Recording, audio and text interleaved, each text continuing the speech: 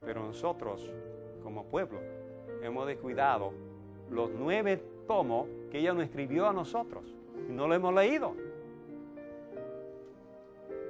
Estamos encantados con ella, con lo que ella le escribió a los protestantes, pero no queremos leer lo que ella nos escribió a nosotros.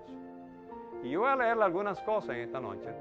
Nada más voy a presentar 4 verdades. Solamente por razones de tiempo voy a presentar 4 verdades que Dios nos mandó a nosotros a través de la señora White para que el carácter de Dios se revele en nosotros.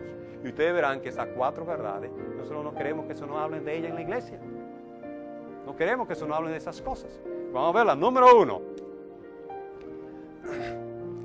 Dice ella, el Espíritu de Dios no puede venir en nuestra ayuda y asistirnos en el perfeccionamiento de un carácter cristiano mientras estamos satisfaciendo nuestro apetito en perjuicio de nuestra salud.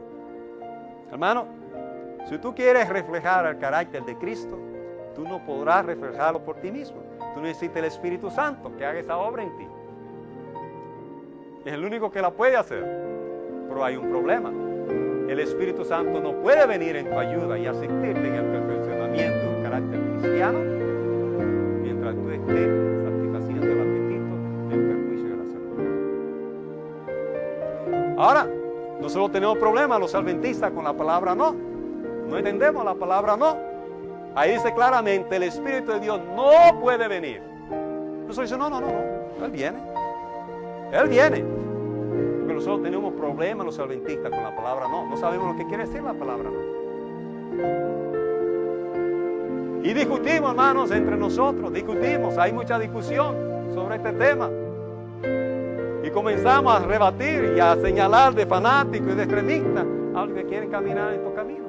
Los que quieren caminar en la senda que conducen al desarrollo del carácter de Cristo, nosotros los llamamos a eso los fanáticos adventistas. Así como los llamamos. Nota, hermano, el Espíritu de Dios no puede venir a nuestra ayuda y asistirnos al perfeccionamiento de un carácter cristiano mientras estemos satisfaciendo nuestro apetito en perjuicio de nuestra salud. Ahora, note lo que ella sigue diciendo también. Ella dice más cosas. Es imposible que los que satisfacen el apetito obtengan la perfección cristiana. Hermano, estamos aquí porque tú y yo no hemos reflejado el carácter de Cristo. No hemos reflejado el carácter de Cristo. Pero dice aquí claramente que es imposible que los que satisfacen el apetito tengan la perfección cristiana. Y esa es otra palabra con la cual nosotros los adventistas del séptimo día tenemos un problema. La palabra imposible. Como la palabra no, nosotros los adventistas no sabemos lo que quiere decir la palabra imposible. Pero la cita es clara, dice, es imposible que los que satisfacen el apetito obtengan la perfección cristiana. Pero comenzamos a discutir. Dice, no. Ponemos 20,000 excusas. 20,000 excusas. Y encontramos grandes predicadores que quieren excusar y quieren poner paño tibio a estos mensajes. Quieren poner paño tibio a estos mensajes. Y esos predicadores no entienden lo que quiere decir la palabra imposible. No saben lo que quiere decir la palabra no. Quiero decirle que aquí, este número 79 y esa estrella, y este número 80 y esa estrella, quiere decir que esa cita está en el párrafo, no en la página, sino en el párrafo 79 y en el párrafo 80 del libro Consejos sobre el régimen alimenticio.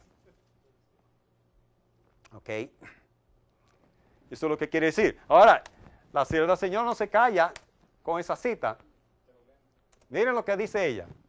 El poder dominante del apetito causará la ruina de millares de personas que si hubiesen vencido en ese punto, habrían tenido fuerza moral para obtener la victoria sobre todas las demás tentaciones de Satanás.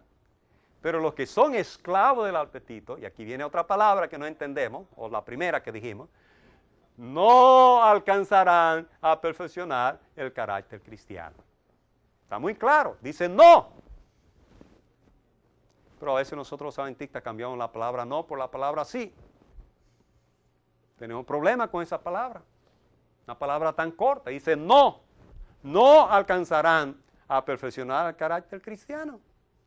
Mira, hermano, debo decirle lo siguiente. Si usted está peleando contra la ira, o usted está peleando con otro tipo de pecado en su vida, contra el café, contra el tabaco, con cualquier otro problema, o con la envidia, o con el orgullo, con cualquier otra cosa, llévese este consejo. Aquí dice que si usted domina el apetito, usted va a tener fuerza moral para vencer todas las demás tentaciones de Satanás. Así que posiblemente tú estés tratando de santificarte en el lugar incorrecto.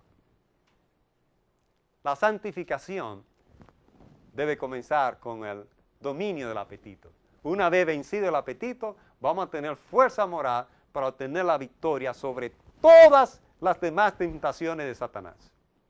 Pero si no vencemos el apetito, hermano, los que son esclavos del apetito no alcanzarán a perfeccionar el carácter cristiano. Esta señora llamada Elena de White, que nosotros llamamos profetisa de manera correcta, nos ha estado dando mensajes específicos que nosotros no hemos querido prestar atención. Hemos estado encantados con los libros que ella escribió para los protestantes. Y hemos estado descuidando los mensajes que ella nos dio a nosotros. Note lo que sigue ella diciendo. Bueno, déjenme volver para atrás, porque aquí cambia el punto. Así que en el año de 1863, Dios nos dio a nosotros, los adventistas del séptimo día, el mensaje de salud. Y esta noche yo le estoy diciendo que voy a presentar 4 verdades que se nos dieron a nosotros para que el carácter se revele en nosotros. Y nosotros no queremos saber esas verdades. Ya han podido ver que la primera verdad es una verdad que ha traído muchas dificultades dentro de nosotros los adventistas, mucha discusión, mucha división, muchos problemas, mucho tildamiento, mucha crítica. Ahora, estas 4 verdades que voy a presentar, y son más verdades, pero por causa del tiempo solo voy a presentar estas 4. Fueron dadas en orden cronológico, de importancia, o tal vez no de importancia, sino tal vez de necesidad. Si usted quiere comenzar a caminar en los caminos de Dios, la primera verdad que usted tiene que introducir en su vida es la verdad del mensaje pro salud. Esa es la primera verdad que usted debe introducir. La segunda verdad, hermano, y esta es bien dura, y aquí hay muchos problemas y mucha discusión, pero note lo que dice aquí. 4 años después de que a nosotros se nos dio el mensaje pro salud, a nosotros llegó otro mensaje. Y este mensaje fue una guerra. Si la salud ha sido una guerra, esta guerra es mayor. Lo único que esta guerra, los opositores de esta guerra, en cierto sentido, ganaron la guerra y ya casi muy pocas personas hablan sobre esta guerra. Porque los opositores ganaron esta guerra. Note aquí. En el año 1867 a nosotros se nos dio, como adventistas del séptimo día, una manera de vestir. Una manera de vestir, para que se nos distinga. Al pueblo de Israel se le dio una manera de vestir. Se le dijo que tenían que tener bordes azules. Tenían que ponerse una franja azul. De tal manera que cuando un israelita pasaba, usted veía la franja y decía, ahí va un israelita. A nosotros los adventistas también se nos dio una manera de vestir. Para que en la ciudad populosa, como Los Ángeles y New York, que hay mucha gente en la calle, y usted ve, mira, ese que va allá, ese es adventista. Mira, tú ves cómo se viste, ese es adventista. Nosotros se nos dio eso. Hubo una guerra entre nosotros, y esa guerra, como pueblo de Dios, nosotros perdimos la guerra. Noten, vamos a leerlo aquí. Dice, antes de ponerse el vestido de la reforma, las hermanas deben obtener, ¿qué cosa? Patrones. ¿Qué es un patrón? Es un modelo por el cual se debe cortar el vestido. ¿Sí? Dice la señora White que antes de ponerse el vestido, las hermanas deben obtener patrones. Dice ella, tendré patrones preparados para llevar conmigo cuando viajemos, listo para darlo a nuestras hermanas que encontremos. Dios quiere que su pueblo adopte la reforma del vestir. No solamente para diferenciarse del mundo, no solamente para eso, es para eso, para diferenciarse del mundo, pero no solamente para eso. Dios quiere que su pueblo adopte la reforma del vestir, no solamente para diferenciarse del mundo como un pueblo peculiar, que es lo que nosotros somos, un pueblo peculiar, sino porque una reforma en el vestir es esencial para la salud física y mental. Y de eso ella hablará un poquito más adelante. El pueblo de Dios ha perdido en mayor grado su peculiaridad. Mira hermano, si usted no nos, debe decírselo así. Dios quería que nosotros fuéramos un pueblo especial. Nos dio un mensaje de salud hermoso para que nosotros nos distinguiéramos del mundo. Un sistema de salud diferente al sistema de salud que nosotros conocemos. Un sistema de salud diferente al sistema de salud que nosotros conocemos. Para ser peculiar, distinto. La gente diría, si nosotros hubiésemos sido fieles a nuestras verdades, la gente diría, oh, qué pueblo más inteligente este. Pero nosotros hemos sido rebeldes. Se nos dio ese mensaje de salud peculiar, un sistema de salud llamado higienismo, que es una ciencia. Vaya a cualquier diccionario y busque la palabra higiene, usted notará que la palabra higiene no quiere decir limpieza, es una ciencia. Nosotros se nos dio esa ciencia. Nosotros no queremos saber de esa ciencia. Luego a nosotros se nos dio esta manera de vestir. Para que al pasar por la calle se diga, mira, ese que va ahí es adventista, míralo. Como a los judíos, mira, ese que va allá es judío, mira su manera de vestir. Dice aquí, el pueblo de Dios ha perdido en mayor grado su peculiaridad y gradualmente ha estado imitando ¿a quién? Al mundo. Mezclándose con esto hasta llegar a ser como ellos en muchos aspectos. Y esto, ¿qué dice la cita? ¿Desagrada a quién? A Dios. Desagrada a Dios. Hermano, nosotros hemos traído al mundo a la iglesia para que la gente no se nos vaya de la iglesia. Y eso desagrada a Dios. Ya nosotros no somos un pueblo peculiar. Nosotros somos una iglesia como otra iglesia. Seguimos el mismo patrón de las otras iglesias protestantes. Algunos quieren decir que no, pero cuando usted lo analiza, sí. Cuando usted analiza, hermano, cuando usted analiza las cosas del mundo y usted analiza la iglesia, usted dirá, caramba, y ya yo he hecho esta pregunta en otra ocasión. ¿Qué es lo que hay en el mundo que todavía no se ha infiltrado en la iglesia? ¿Qué es lo que hay en el mundo que todavía no se ha infiltrado? Y yo estoy esperando una respuesta a esa pregunta. Pero hermano, aparentemente no hay nada. Sigue diciendo aquí, nadie necesita temer que yo haga de la reforma del vestir uno de mis principales temas a medida que viajamos de lugar en lugar.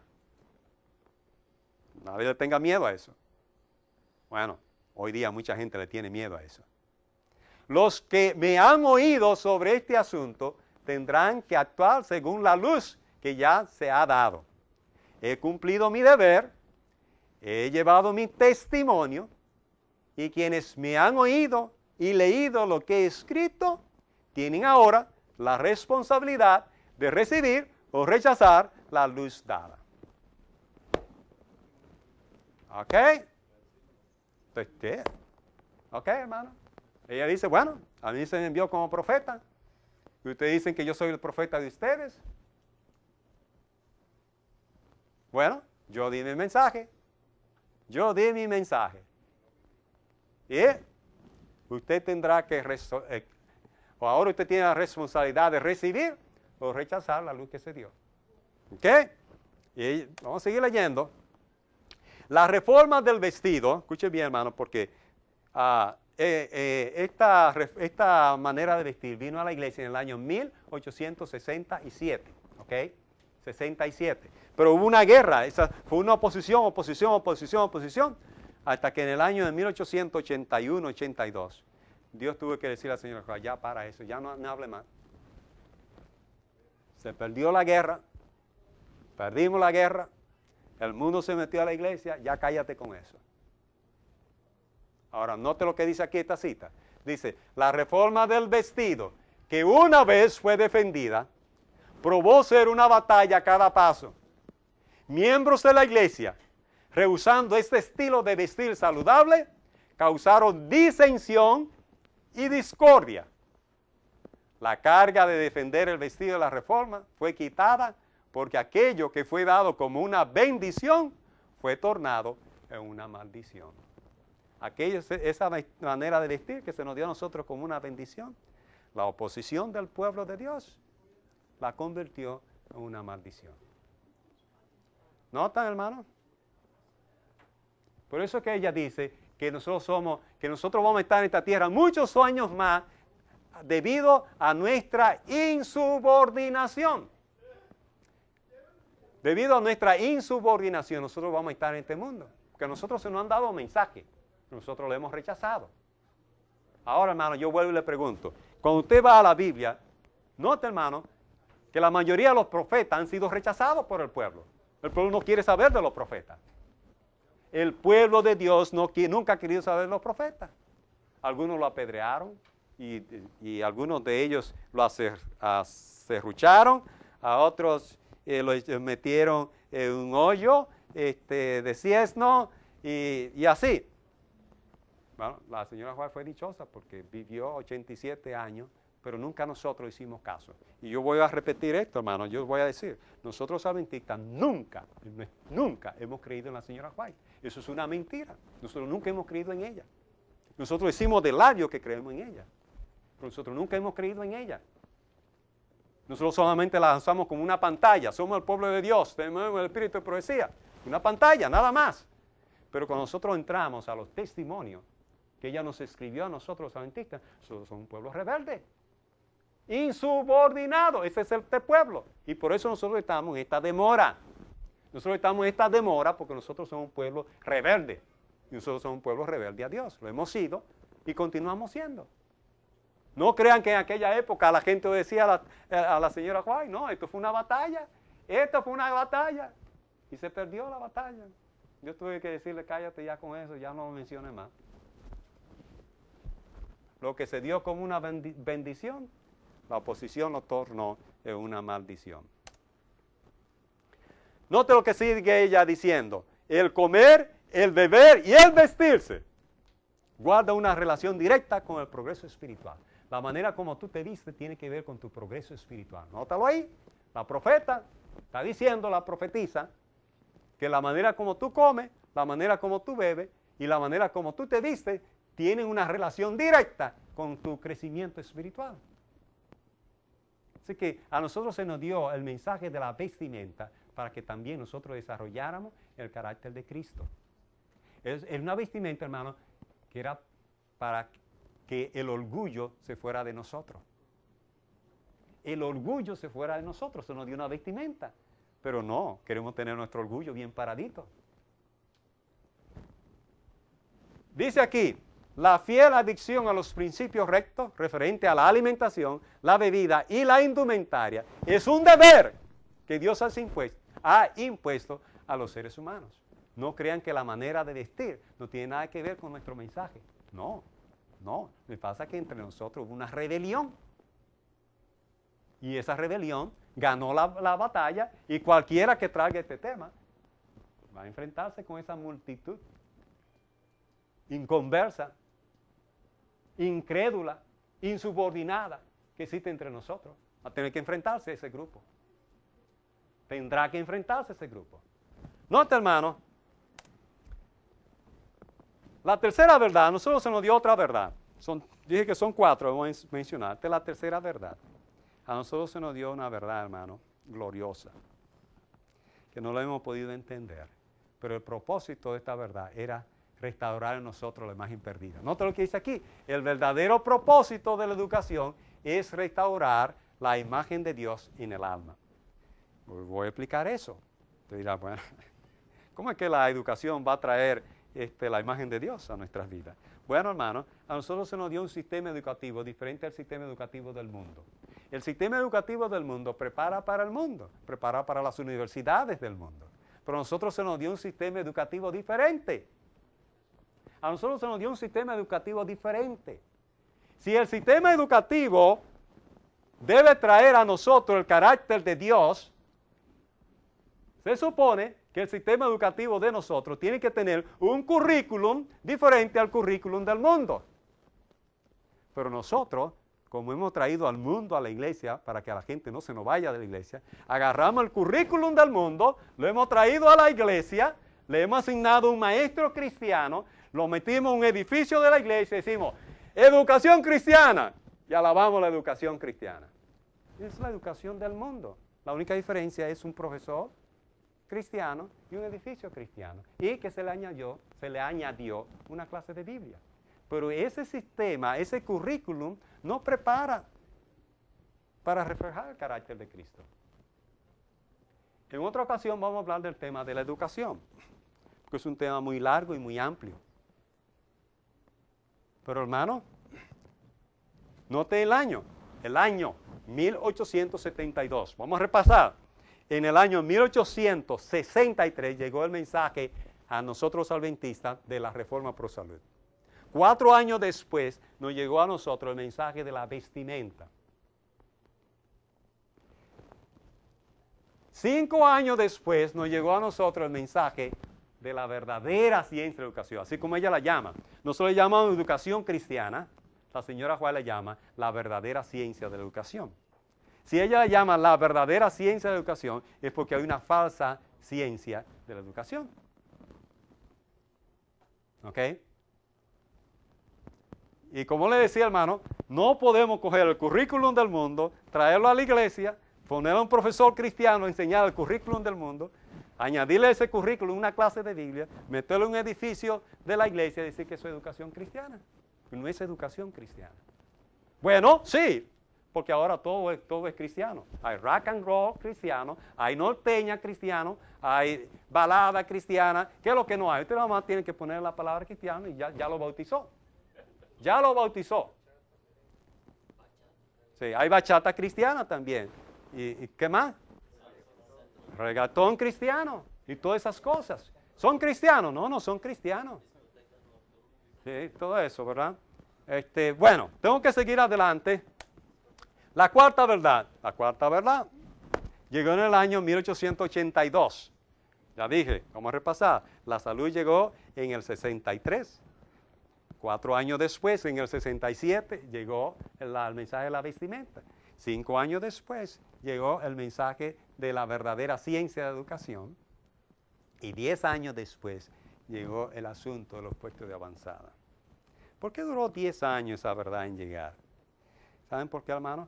Porque Dios se fue forzado a darla después de 10 años, porque nosotros no aceptamos las 3 primeras. Y eso es Dios forzado, porque el año 1888 estaba llegando. Estaba llegando, en 1888 estaba llegando. Dios se fue forzado. ¡Bum! Dios, dame este mensaje al pueblo. Pueblo duro y rebelde.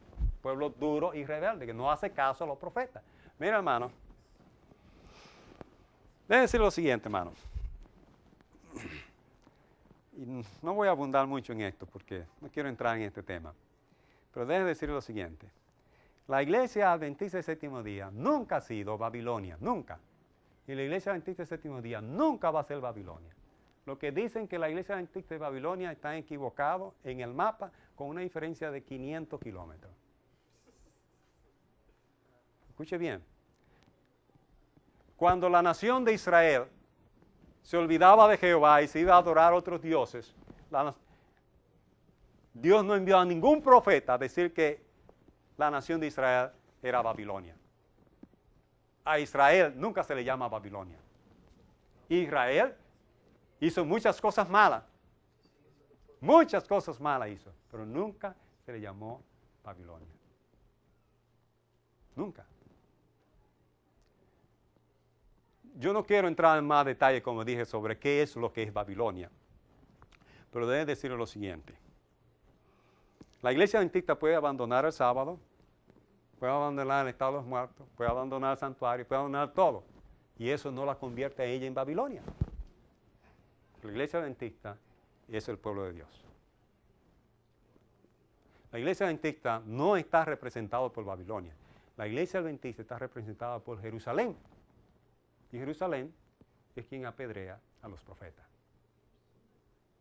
¿Cuántas veces quise juntar a tu polluelo debajo de mis alas y no quisiste? ¿Cuántas veces?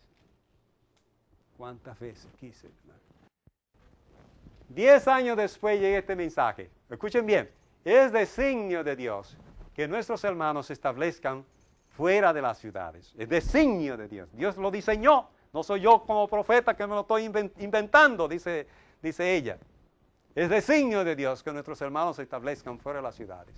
Y desde esa avanzada, amonesten a las ciudades y se levanten monumentos conmemorativos para Dios. Debe haber una fuerza de influencia en las ciudades a fin de que el mensaje de amonización pueda ser escuchado. Evangelismo, página 60. Déjenle algunas citas más. Hay que trabajar en las ciudades desde puesto de avanzada. ¿No serán amonestadas las ciudades? Sí, pero no por el pueblo de Dios que vive en ellas, sino mediante sus visitas realizadas para advertirlas de lo que acontecerá sobre la tierra. Hermano, las ciudades van a ser amonestadas del campo a la ciudad. Ya lo leímos aquí, página 670. Dice aquí, vendrán siervos de Dios con semblantes iluminados y resplandeciente santa consagración y se apresurarán de lugar en lugar para proclamar el mensaje celestial. Conflicto de los siglos, página 670. Dice, vendrán siervos de Dios. Si dice que vendrán es porque no están. Vendrán siervos de Dios. Vendrán, hermano, porque no están. Y aquí dice muy claro, hay que trabajar en favor de las ciudades de ese puesto de avanzada. El mensajero de Dios dijo, ¿no serán amonestadas las ciudades? Sí, pero no por el pueblo de Dios que vive en ellas. Hermano, no sueñe, voy a decir esto con claridad, no sueñe que mientras tú estés en la ciudad, tú vas a amonestar al mundo. No te hagas la ilusión de que tú vas a amonestar al mundo viviendo en la ciudad. El mensaje de Dios es muy claro, la palabra es muy clara. Y el problema con muchos de nosotros, como he dicho, es que no entendemos la palabra no. Dice, ¿no serán amonestadas las ciudades? Dice, sí, pero no por el pueblo de Dios. El pueblo de Dios que vive en las ciudades no va a amonestar las ciudades. Está claro ahí, pero hay un problema con ahí. Hay un problema con la cita. La cita, la señora Juárez usó una palabra que nosotros no entendemos. Él usó la palabra no. Las ciudades no serán amonestadas por el pueblo de Dios que viva en ella. Nosotros tenemos problemas para entender eso. Parece un español simple, pero alguna persona que no puede entender el español simple de la señora White. Dice no, el pueblo de Dios que vive en las ciudades no va a amonestar las ciudades. Las ciudades van a ser amonestadas desde los puestos de avanzada, ubicadas fuera de las ciudades. Note la siguiente cita. Insto a nuestro pueblo. Aquí está la profetisa. Dice ella, insto a nuestro pueblo a que convierta la búsqueda de la espiritualidad en la obra de su vida. Cristo está a la puerta. Por esto digo a nuestro pueblo, no consideréis que es una privación el ser llamados a dejar las ciudades para trasladarnos al campo. Dice, allí esperan abundantes bendiciones para los que deseen aprenderlas.